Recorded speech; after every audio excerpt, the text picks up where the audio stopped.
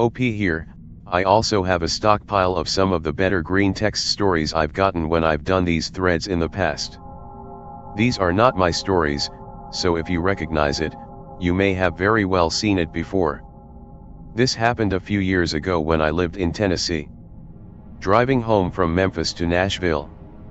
Be about 3 a.m. Halfway home, I realize I forgot to get gas. Take exit with the scant hope that I'll find a gas station that's open. Drive about 10 miles and come upon a Sunoco. Pull up to pump. Ding ding. Attendant runs out from garage and promptly begins fueling my car. Feeling pretty confused since full service stations are rare, and one being open this late is flat out weird. Attendant starts making small talk with me. I mention how odd it is that they're open at this time of night. His demeanor changes from affable to wary. Things get silent and awkward. That'll be $19. Hand him my debit card. He stares at it puzzled. What am I supposed to do with this? Explain I have no cash, only debit card. He just stares at me. Well, don't worry about it. This one's on the house. Thank him and get back on the highway. 2 weeks later, I'm passing back through the area. Get off at same exit. Follow road to where the gas station was. Intending to pay for the gas I got and thank them for being so helpful. Pull into lot. The place is dilapidated. Looks like it's been abandoned for about 30 years. Get super creeped out and head back for the highway. Had a family member that had one of these experiences. So doc 1990s. Stormy night. Lightning illuminates what would have been a completely dark landscape. Father is driving out to visit my grandmother and help out on the farm. Storm gets fierce, can't see good enough to drive. Unfortunately he's still a ways from the farm, but he's also a good distance away from anything, literally anything, just miles and miles of flat prairie. Through the heavy rain, lightning illuminates a windmill overlooking a small barn off on the right. My dad thanks his luck and pulls off the road to take shelter from what he assumes is going to be a nasty hailstorm. Waits for lightning to illuminate windmill. Sure enough. Crack. He takes off for the shelter of the barn. Once inside the barn he hunkers down, storm gets worse. Ends up sleeping on the floor, safe from the hailstorm erupting outside. Morning the next day. Car windows blown in by hail. Had he been in the car he would have taken a beating. Brushes glass off the driver's seat and pushes on towards my grandmother's. Helps and withy, talk to my grandmother about the barn. What barn? She says. The one just west of here, on the right side of the road. Oh, you must have been mistaken, there's nothing in that direction till Pierre.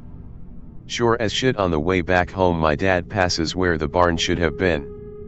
Only a foundation stands, a few smashed pictures of a couple long dead rot in a pile of rubble. Did some research, found that the owners of the barn died in 1956, when the barn collapsed in a snowstorm. Delivering pizzas first year out of school. Rent is due this week, I'm about $200 short. Call for delivery 10 minutes before close. Never fails. One large cheese pizza to ghetto neighborhood. Pull onto their street around 11:15. All the houses look pretty bad. Pull up to the house. Compared to the other houses on the block, this one was the fucking Ritz. Not overly fancy but just a nice house in a shitty neighborhood. Freshly mowed yard, large wraparound porch. Man in rocking chair on porch, probably early 70s. Make small talk with him for a few minutes, I don't really have plans this evening. That'll be $14.92 sir. Hands me a $100 bill, tells me to keep it. Argue with him about accepting that much from him, but he insists. Eventually go home. Next day. Really want to thank this guy again because he saved my ass on rent. Drive back to his road. Shit a brick. All of the houses look like shit, all of them. No standout nice house anymore. Remember what neighbor's house looks like, find it, Look at the house next door. I about cried. It was the house, the exact same house, with an overwhelmingly overgrown front yard. Beams holding awning over deck have warped, awning is about to come down. Looks like nobody has lived here for 20 years, easily the worst looking house on the block. Neighbor comes home from work while I'm sitting in my car in this abandoned house's driveway. He tells me nobody has lived there for almost 3 years now. The last resident was an elderly white man that died about a week after they moved him out.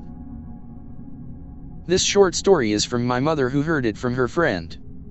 It is not scary, like Who Was Phone, perhaps unnerving, but it is more heartwarming-ish. Be mom's friend. Be in mid-20s. Go attend a posthumous wedding when visiting Korea.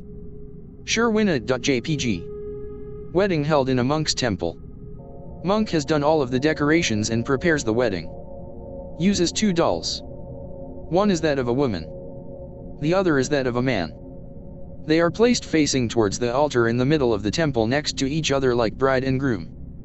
Monk explains that the spirits of 2 virgin ghosts, yes, that is a thing in Korea and they are apparently quite aggressive, will possess the dolls as their connection to the land of the living. Mom's friend is amused but is respectful. The wedding is complete and the monk ushers everyone and himself out of the temple to leave the newlyweds alone. Leave the 2 dolls overnight. The monk returns the next day.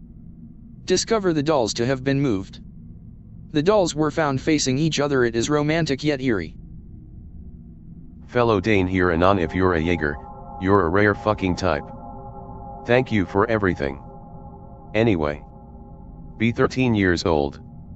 School trip for 3 days over the weekend, going to visit Denmark. Make us do tasks and challenges. If we fail we get various punishments. I'm grouped with 3 of my buddies. Having a laugh, not taking it too serious. Our task is to make food for the teachers. Don't give a shit, so we don't have to choose between our punishment. 100 push UPS and 100 sit UPS. Don't eat dinner. Sleep in an ancient Viking grave. Easy choice. Apparently our teachers thought we'd pick the push UPS and sit UPS, so they have to go and ask the local forest warden if they can dump 4 kids in an old king's tomb. He agrees, since they sign his papers and so on. Only double-chambered tomb ever discovered. Pick related.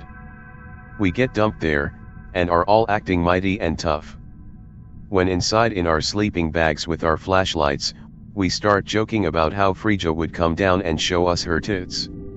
Teenage logic. Then we start to doze off, and everything is really fucking quiet. In the room next door, likely the local queen at the time's tomb, we hear footsteps, rather loud. Not deafening, just as loud as a person would walk. Then the sound of etching on stone, like with a kissel. We don't say a word, we just lay in our bags and pray it's the warden or the teachers. Teachers wake us next morning with hot cocoa and shove us into the bus. 2 days later we all get reprimanded for vandalizing a national landmark. Apparently the runic words for "I am happy for you" was etched in the other room. I still think it's there to this day, like it's literally carved in stone. I like to think that whatever chieftain, warlord or local king and his queen was buried there, were happy to have company. But I'm not sure. Disug. One of the many weird things that have happened to me. Be me. 17 years old. Alone in my room trying to sleep. Is past midnight but summer heat still hits like a bitch. When I finally fall asleep I have a weird dream. White room with no furniture, just something that seemed like a weird chalkboard filled with symbols. Can't remember none of them, except one that seemed like a spiral with numbers. I was standing in front of the board, dressed in white pants and white shirt, no shoes.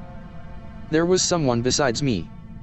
Way taller than me, also dressed in white, but he had almost no facial features besides eyes and mouth, and his arms and legs were way too thin. Suddenly I ask something. Are we alone in the universe? He looks at me. No. He smiles, pets my head. Wake up. Go to the bathroom to take a shower while thinking it was just another one weird ass dream I'm used to having. See an horizontal cut on the left side of my chest at least 4 to 5 centimeters long. It was not there when I went to sleep. It healed without leaving a trace in less than 2 days. I still think about that from time to time. Pic related. Be about 6 to 8 years old. Mum downstairs in kitchen, only other person home. House is split level, with 5 stairs between top and bottom part, and has long, wide hallway, skylight in the middle and pale yellow walls, so bright all day. Be walking down hall. Stop 3 meters before stairs, feel the urge to lean forward, as if balancing. Lean forwards, feel as if something is holding me around the stomach. Lift feet off the ground. Ecstatic that I am levitating, parallel to the ground, at least a meter up. Realize it's a delicate thing, gently lean backwards and feet touch the ground. Presence holding me still there, but not touching me anymore. Tell mum I just flew. Obviously doesn't believe me. I am adamant to this day that this definitely happened. Middle of the day, bright light, fully awake, didn't really hallucinate, that I know of, as a child. No one ever believes me.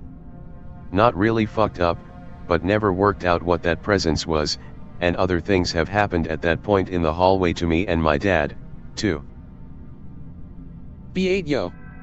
Sleeping in the same room as my brother, who was 7. He was in his bed, I was in mine. Have a new teddy bear with me. Fall asleep. Wake up in the middle of the night.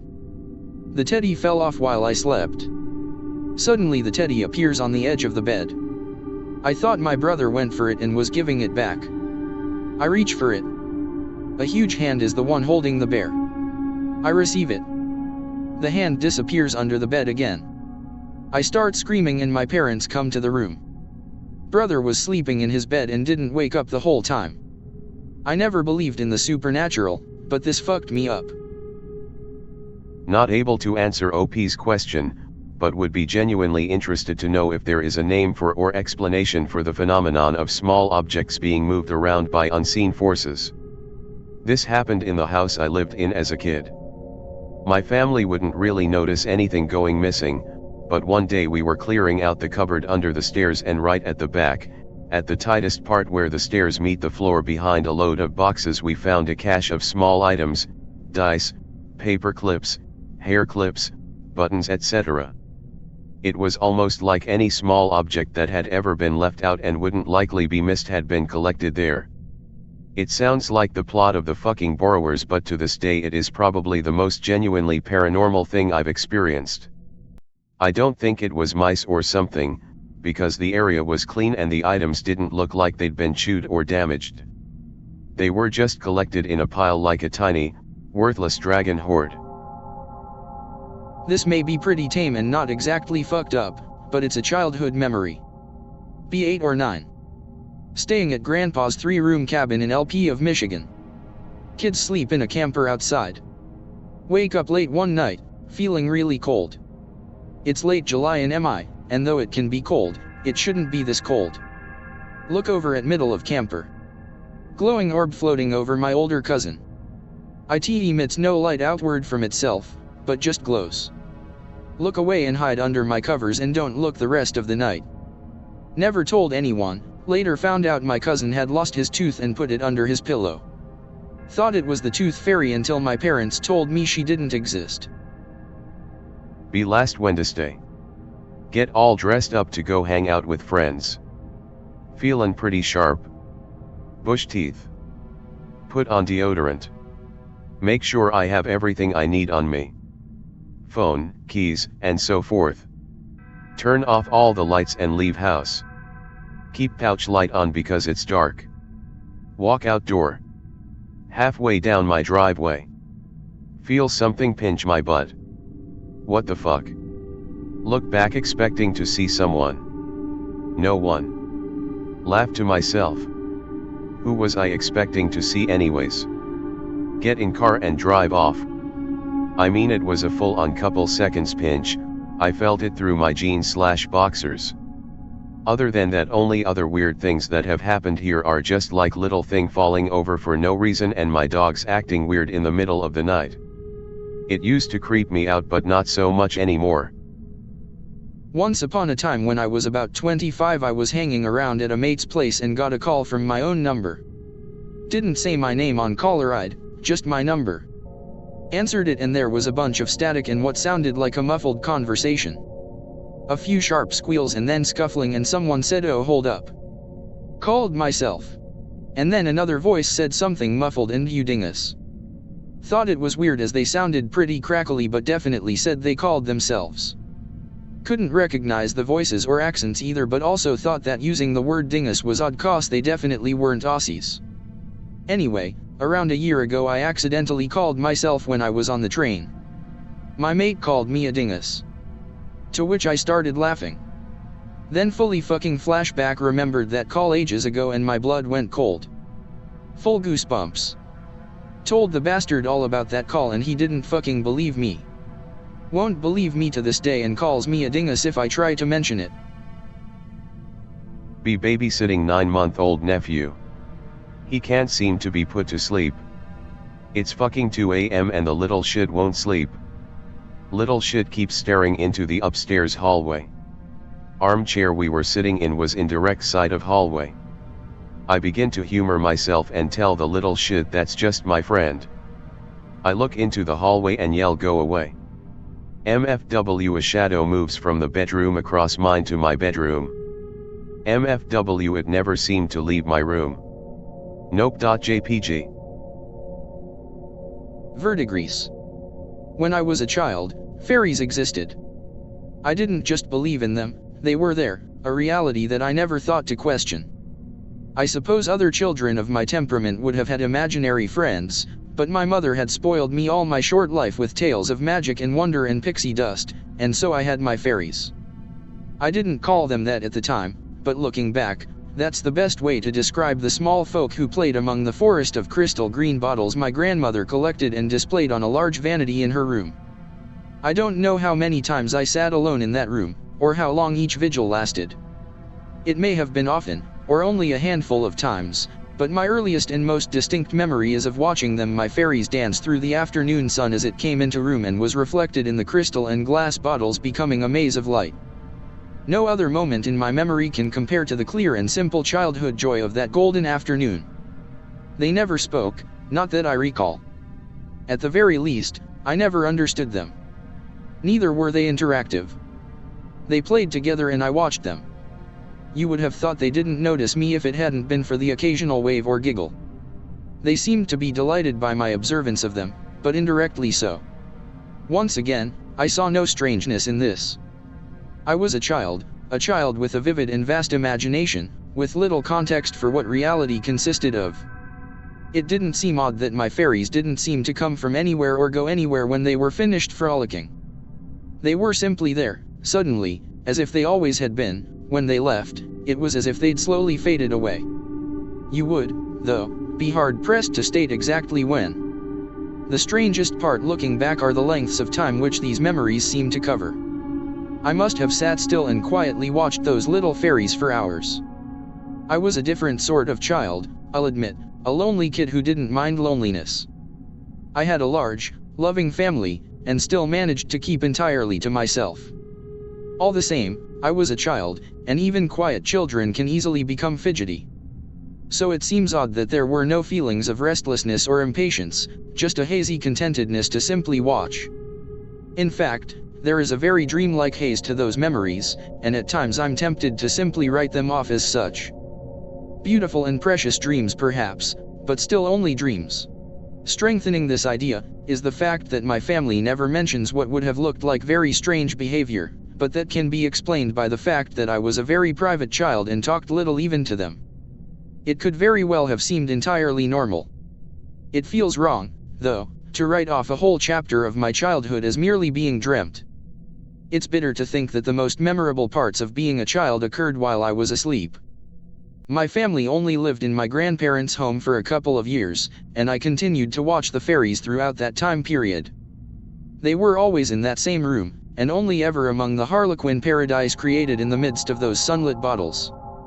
These memories remain powerful, and young as I was, startlingly clear. I remember very little else from that period of my life.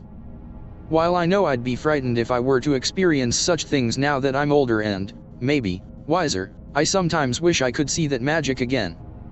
Even now, whenever I come across an old bottle, I get a little tingle and can't help but think of it as anything but magical. Right. We were doing a nighttime showing of Casablanca because the regular clients have asked for it for old-timey night. It's a small cinema, basically one of the art houses from the dawn of cinemas scattered around town. The show starts and I count the people sitting down, about 10. The ads for other showings end and I hit the projector. Bogart does his thing and all that jazz. I take another look down at the seats, there's 12 silhouettes. Some chiapos have snuck in. I get my torch and head in to request to see their tickets. But when I got into the seating area there's only 10 figures, the other 2 are gone. Probably saw my shadow on the screen and hid in the toilets. I went and checked the toilets, male and female. Empty. So I got a drink from the bar. You can send a text and the bartender will bring one to your seat, hospitality man, and return to the projector room. I take a look, now there's 14 people in there. Either they brought friends, or something's going on. I let the show go on and went down as the credits rolled to talk to the patrons. They all enjoyed it but asked if we'd turn the AC up next time, they don't like Arctic conditions. I go in when all 10 ticket holders are gone, it's silent as the grave, these old walls are thick. But I swear I could hear some chuckle fuck clapping. Only happens with films from before 1945, I guess they don't want to watch Star Trek. I went to bed last night, but I can post some more now. I'll start with getting shushed by one. Nighttime oldie showing. Maltese Falcon. Sitting in the projector room with drink, love that bartender. By now I've seen the silhouettes a few times, still skeptical, because people try to sneak in every so often, can't tell the boss it was ghosts. Sure enough, as soon as the film starts I can see them. We sold 17 tickets for this showing. There's 20 people in there. I know who paid, and because of the assigned seating I know where they should be sitting. We do this because at the back there's sofas that people can pay more for, and we don't want some smart arse buying a regular and taking a sofa. Check seating layout and compare with seating bought. 3 buggers at the back who shouldn't be there. Grab my torch and head down to the seating area. Open the door and turn the torch on, saying all right gents, you've been had. Shine torch to where I saw them, seats empty. Neck hairs stand to attention. One guy looks along at me in confusion. About to talk. Shush. Right in my fucking ear. Over the sound of Humphrey Bogart. Couldn't take it, turn the torch off and walk right the fuck out and down to the bar. Barman's cleaning glasses. Spend the next half hour with a couple gin and tonics before going back to the projector room. Look down into seating. 20 figures watching the show. I don't like it at all.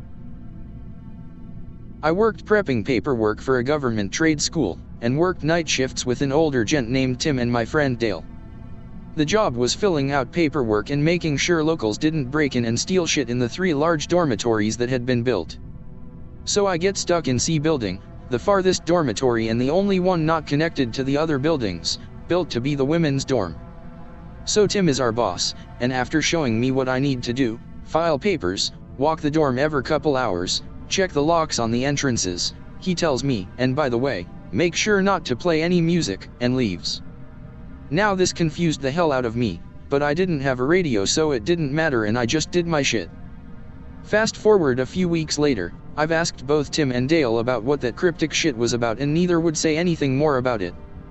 So I'm working, a Thursday I think, and I've got That's Life by Sinatra stuck in my head, and I wind up whistling it over and over, and after a good half hour of paperwork I decide to go buy myself a mellow yellow from one of the vending machines. I buy the drink and take a huge refreshing drink and realize something. The whistling hadn't stopped. Now I'm not saying I'm some mystical being Kenny G apex predator capable of drinking and whistling at the same time, I'm saying someone else was whistling along with me. Now I'm a bit spooked by this, and wind up doing a walkthrough with the small bat most referred to as a maglite only to find nothing. I returned to the office to get back to the paperwork and ignore how fucking weird that shit was, when I started to hear whistling again. Now this was in Idaho during the winter, so the building was already cold as hell, but when we'll refer to it as a him, started whistling it became frigid. I was scared and confused now, scared because I'm experiencing some sci-fi ghost hunters shit and confused because he keeps whistling a 3-second piece of the song, pausing, then repeating it again. Finally I realized he was fucking prompting me to keep whistling. So now, my fear overridden by my curiosity, I do the only thing I could think of and started whistling with him. Instantly the room was toasty warm, actually took off my coat after a while, and the feeling of dread I felt was gone. I wound up taking my lunch break an hour later, and upon returning everything was back to normal, and I decided not to tempt fate by whistling. I have more if people want to read it. I've had so many experiences it's not even funny. I don't know how to green text, so sorry if that bugs you. Growing up I lived in an old farmhouse. I used to see an old man just wandering around or checking up on me. Never caused any problems though, and freaky enough years later my sister told she had also seen him even though I never talked about it with her. She just came up to me came day and said I seen this old man standing over my bed, and we swapped stories about him. Growing up in the same house I had what I thought at the time were just made up friends. They were a pair of twins, and we used to play games all the time. After we moved from that house, parents got divorced and dad stayed there, but we went with mom. I came back when I was older, around 14, and they showed up again, but this time attacked me and left scratch marks on my arms and back. Scared the shit out of me, but not the worst experience I've ever had. I've got plenty more if anyone wants to hear 'em. Around the age of 15 or so I used to have a little girl follow me around everywhere. At the time I thought I was crazy, but then one day my friend said she could feel her. So I did research and asked her who she was.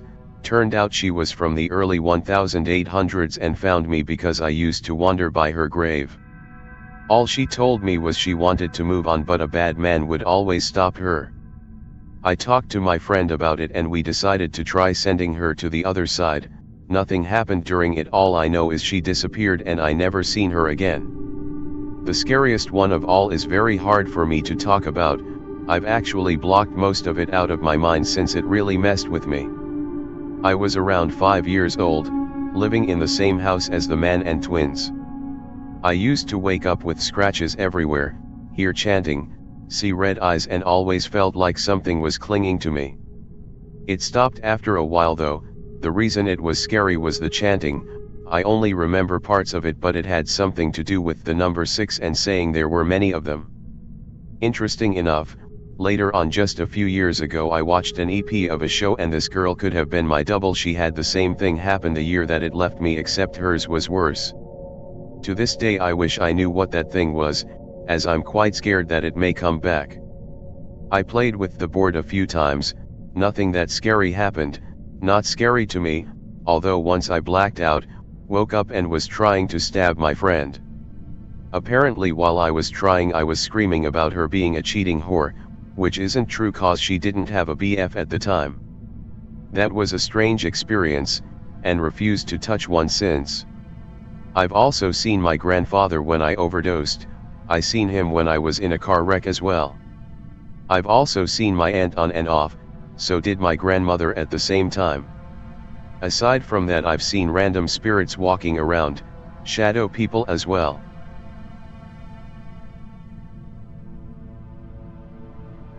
I am engaged to a girl from Meghalaya. She is quite spiritual, Brahmin class etc., and always told me that her home place is haunted. And that there are a lot of ghosts. She said there is an upright spiritual/religious order there too, but mostly there are ghosts and black magic. I was really not into this /x/ stuff at the time, so when I visited Meghalaya with her, my experiences there weren't preceded by a belief in the supernatural. I really went in dismissively to all that stuff. But I saw a number of things that just didn't make sense to me. People that couldn't be there, based on where I just saw them. Shadows too. I had my Ajna awakening in a forest there and it was not a pleasant experience at first. Also we visited what my GF called the Black Magic Village. There was a woman I passed on a road there that gave me the evil eye. Again, never believed in this stuff before, but I literally was frozen in my tracks when I made eye contact with her. It was like a fucking wall of psychic energy that just flattened me for a good 3 to 4 seconds. Northeast India really is a mysterious and mystical place. I would recommend going and really exploring if you have the stomach for it.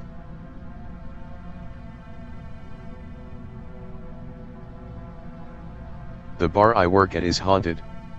I don't really believe the stories, but I find them interesting nonetheless. Most of them are pretty bland though. A guy goes to the bathroom and sees a man taking a piss in one of the stalls, doesn't hear anything, just sees the guy's feet. After he finishes up, he glances back at the stall and there's nobody there. Just little things like that. Another one I've heard a lot is when people are starting to get quite drunk they'll see a nun sitting next to them. She doesn't say anything, but it usually makes them stop drinking. Obviously, since it's a bar, I tend to chalk this up to people being very drunk and open to suggestion. The ghost stories are kinda known. But recently a barback told me one. This guy was straight-laced, didn't drink at all, and only worked there for a couple of months because he hated the atmosphere. One night after closing he was helping the bartender clean the bar. Bartender steps out for a smoke. Barback is behind the bar, sanitizing the well, when he gets an eerie feeling and happens to glance up. There's a man sitting opposite him at the bar, staring angrily at him. The barback is looking into the guy's eyes when he fades away. Not disappears, but fades, as though he melted into the background. Again, I don't really believe it, but the guy seemed genuine. Here's another longer one that I believe even less, but it happened just recently so I'll share it. A fellow bartender was out for a smoke on the sidewalk and a homeless guy asked him for a cigarette. Long story short, the bartender ends up hiring the homeless guy to clean the bathrooms for $10 a day. Homeless guy's name was Derek. He was a great worker. He'd always be out there on the front stoop waiting on me to open up the place. Then he'd clean the bathrooms and mop the floors without saying a word. I'd pay him $10, and he'd leave. But one day I showed up at the bar and the door was already unlocked. Derek was inside sitting on the couch waiting for me. I asked him how the hell he got in and said the place was unlocked before he showed up. Nothing was stolen. The closing bartender insisted he locked the door before he left. Tell the owner, but he just seems happy nobody stole anything. This happens 3 separate times. Since nothing is ever missing, the owner refuses to fix the security cameras, they don't work. The owner is very shitty with money BTW. Anyway, last week, we're about to get hit with a winter storm, the one that knocked out the power grid here in Texas. It's Saturday and Derek's waiting out front, shivering. I ask him if he has a place to stay and he says he does. Okie dokie. Once Monday rolls around people are losing power all over the place. Since I live basically down the street from the bar, the owner tells me to see if the bar lost power, thanks a lot, dickhead. I drive by and it looks fine. But I get out and run inside to check on everything. I find the door unlocked and Derek on the couch wrapped in a thick blanket. These blankets are kept in a basement that's always locked. The power is on, so it's warm, but Derek is shaking like he just got in from the cold. I ask him if he's okay and how he got inside. He said he was sleeping on the stoop when some lady opened the door and let him in. He curled up on the couch and felt someone put a blanket on him. Then I showed up. There was nobody else in that bar but us. Like I said, it's hard to believe. Maybe the fucker just figured out a way to unlock the door and was lying to me. But I double-checked the basement that we keep those thick blankets in. It was locked up tight. Hey/X/ I have a story for you. I can't clearly remember when my grandpa, RIP, actually told me about this. The memory kinda popped out sometime after he died. Early 40s. Grandpa was about 10 at the time. Small village in southern Sardinia. Poor as fuck, to this day the poorest region in Italy. People used to live in houses made of landini. Basically a sun-dried mixture of claymate and hay. Some medieval type shit. Grandpa is playing with some friend in the streets. It's getting late and there's a curfew, time to get home. Grandpa decides to take the long way home, as he was in the mood for a walk. At some point, he hears someone calling his name faintly, almost like a whisper. Freaks him out, so he starts walking faster. He hears it again, this time louder and clearer in the voice of a man without any kind of accent. This is important because us Sardinians have a very strong accent, and if you know about it, it's immediately noticeable. Grandpa also used to have a unique ancient Roman-inspired name his father made up, so there was no mistaking it, yet there was no one in sight. It was also getting darker by the minute. Grandpa is literally shitting his pants ATM. A strong smoke smell hits his nose, stronger and more pungent than a cigarette. The man calls again, this time followed by a whistle. Right here, Grandpa. Finally, leaning on a short stone wall, Grandpa saw what he described as a distinct-looking man. Clean-shaven, slicked back hair, smoking from a pipe, wearing leather shoes and a long black coat. He was holding a cane in his left hand and a leather pouch in his right. As I said, at the time people were still pretty much medieval peasants in the region, so that must have looked absurdly out of place. "Come closer," said the man. "No, you're going to kidnap me." Grandpa answered. "Absolutely not. I actually have a present for you," replied the man, as he showed Grandpa the content of the leather pouch. The pouch was allegedly full of gold coins and jewels. Grandpa knows something must be off, yet he's also very tempted. "Come on, I'm gonna make you rich." Grandpa finally gives in and starts walking towards the gold. As he was getting closer, the man started to look off. He said what looked like leather shoes were actually goat-like hooves. What looked like a cashmere coat was actually made from black crow feathers. Also, his face looked like stretched out leather and some mixture of black oil and dirty. Blood was oozing and dripping from his slicked back hair. His cane also turned into a hissing serpent, crawling in a spiral onto the man's arm. Grandpa was now standing in front of the demonic creature, paralyzed.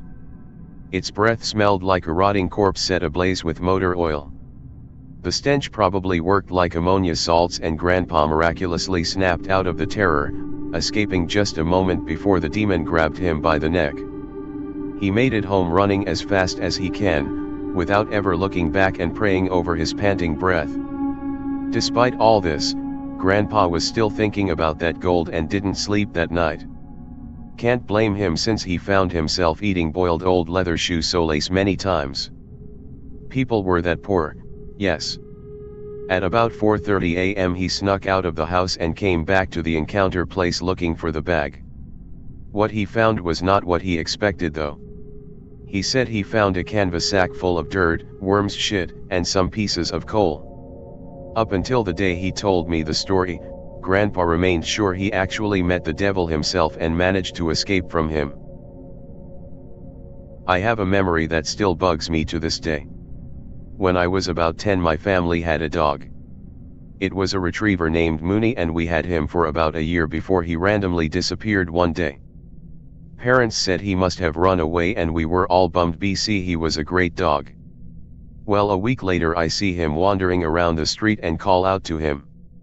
He perks up and rushes over. I tell my parents, "Hey look, Moony's back." And they seem really weird about it, almost sad. Years later I bring this up to them and they tell me that Moony was a fucking bulldog. I just randomly brought a retriever home one day insisting that it was our dog Moony. They figured I was just sad and coping. So they just let me keep the dog, lol. Thing is, I don't remember ever having a bulldog. I don't think I was young enough to make that sort of mistake either. And I remember calling out to Moony. He responded to his name. Whole thing fucking bugs the shit out of me.